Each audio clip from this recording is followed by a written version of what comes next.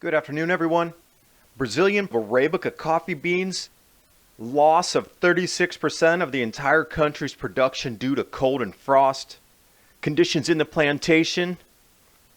Additionally, in the Ribeira Valley, 70% loss of banana production due to cold and frost. Look at some temperatures around the area. As well, massive hailstorms damaging crops. Agriculture. Absolutely anything in the ground right now is frozen. Argentina raisin production down 30% due to cold. And some good news out of agriculture. Chile producing 20% more clementines due to increased rainfall. Looking back in history though, every single grand solar minimum. Brazil cools. There's more moisture in Chile.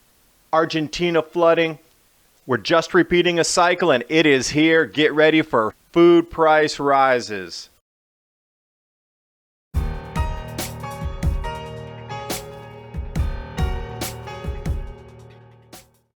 look on the map here of South America where the cold damage is occurring.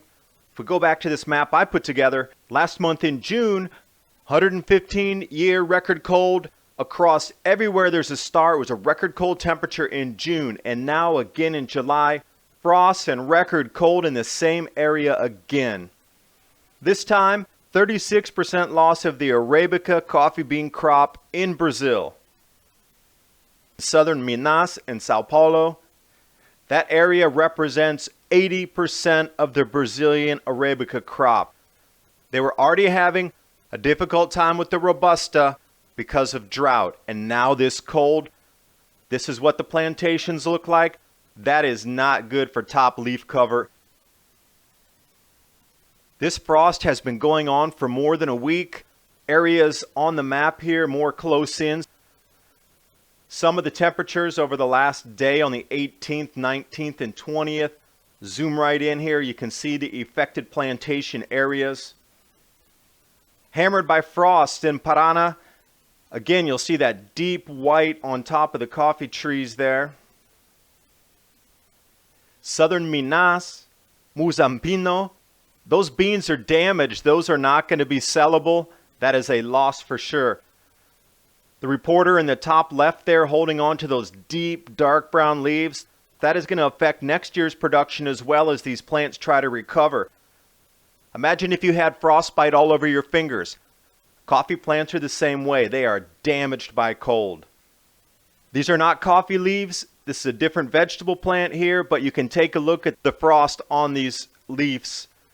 This goes right along into the decreasing water temperatures in the Pacific, but if you look right next to Brazil and South America on the East Coast, it's occurring exactly where that dark blue is. Ribeira Valley, 70% loss of banana production there due to this same cold and frost in the area. Looking back, every time there's this grand solar minimum, the temperature across the entire continent of South America dips with increased precipitation. When we look specifically at these areas in Venezuela, Chile, Peru, you start to see the same occurrences happening right now again.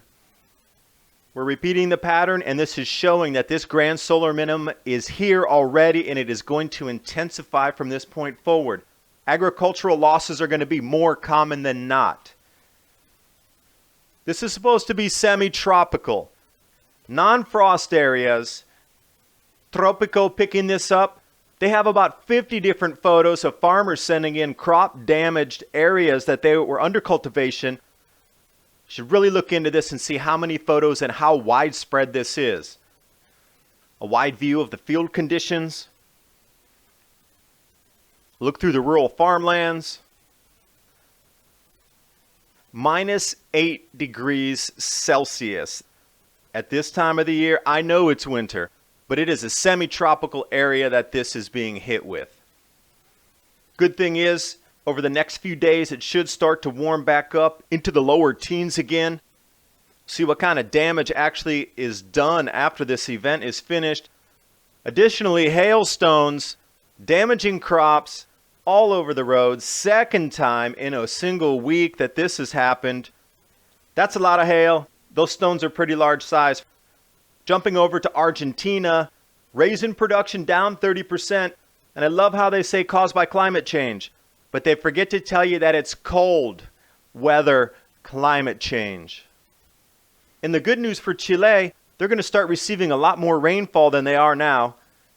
So after several years of drought, the clementine orchards are back. Again, more rainfall. Their production is going to increase due to the offset and losses in other parts of South America. Doing a due diligence where you're going to invest in your ag land, you need to take consideration during the last, say, 2,000 years of grand solar minimums. Got to look back through history and see where the wet points were, the cool points were, and then overlap it where you think the production is going to increase. Thanks for watching. Hope you got something out of the video. There's an enormous amount of information out here, and I just don't see why the IPCC can't find it. I research, I synthesize data across a wide range of disciplines. If I can do it, their funding should allow them to do it. I am unfunded by the IPCC. I use my own time for this research, and I can still dig this information out.